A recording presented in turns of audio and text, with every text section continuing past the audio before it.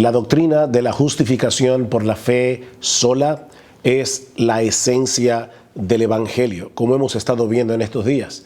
La Biblia dice claramente que el pecador es justificado por fe sin las obras de la ley. Y lo que eso significa es que el pecador es declarado sin culpa, es declarado inocente en el tribunal de Dios cuando deposita toda su confianza en la persona y la obra de nuestro Señor Jesucristo. Ahora, ¿cuáles son las implicaciones que derivamos de esta doctrina?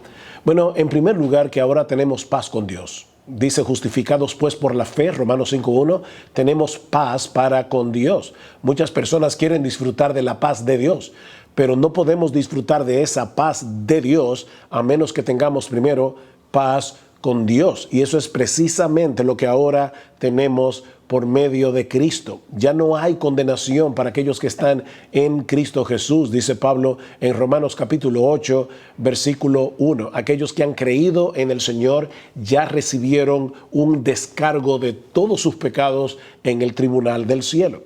Pero en segundo lugar, la Biblia también nos enseña que aquellos que hemos sido justificados por la fe, ahora tenemos una nueva identidad delante del trono de Dios. Eso quiere decir que ya Dios no nos ve con la identidad con la cual nacimos como pecadores, sino que ahora Dios nos ve a través de la identidad de su propio Hijo Jesucristo.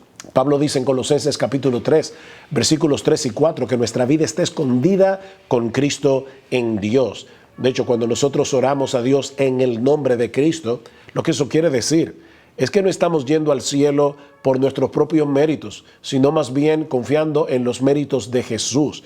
Estamos esperando que Dios nos trate como Él trata a Jesús, porque Él promete hacer eso en su palabra. En tercer lugar, eso significa también que ahora tenemos los recursos que necesitamos para poder luchar eficazmente contra el pecado y para poder obedecer a Dios. No perfectamente, porque el pecado todavía mora en nosotros, pero sí sinceramente. Estamos en una guerra contra el pecado, pero nosotros estamos del lado del vencedor. Pablo dice en Romanos capítulo 6, versículo 14, que el pecado ya no se enseñoreará sobre nosotros, pues no estamos bajo la ley, es decir, bajo la obligación de cumplir la ley, pero sin tener los recursos necesarios para poder obedecerla, sino que estamos bajo la gracia.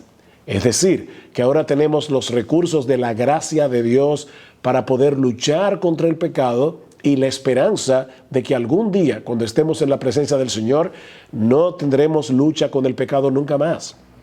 Yo no sé si alguno de ustedes llegó a ver la película de Salvando al Soldado Ryan, pero la primera escena de esa película es el desembarco de los aliados, de las tropas aliadas en las playas de Normandía, el 6 de junio del año 1644.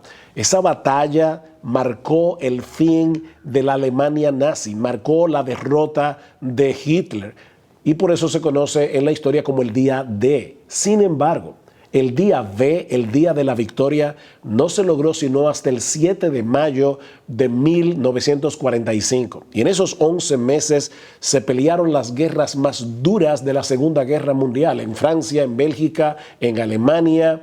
Bueno, usando esa analogía, podemos decir que la muerte de Cristo en la cruz del Calvario es el día D de nuestra victoria. Ya Cristo venció en la cruz, pero el día B solo será una realidad cuando Cristo regrese en gloria. Allí será el día de nuestra victoria, cuando estemos finalmente en la presencia de Dios sin pecado. Y eso marca precisamente la cuarta implicación de la justificación por la fe. Y es que ahora tenemos un nuevo destino. Nosotros sabemos que algún día el Señor transformará el cuerpo de la humillación nuestra para que sea semejante al cuerpo de la gloria suya, como dice Pablo en Filipenses capítulo 3, versículo 21. Ese es el glorioso evangelio que predicamos, es en ese evangelio que hemos creído y es ese evangelio el que debemos predicar a los pecadores para que sean salvos y a los creyentes para que puedan seguir creciendo en santidad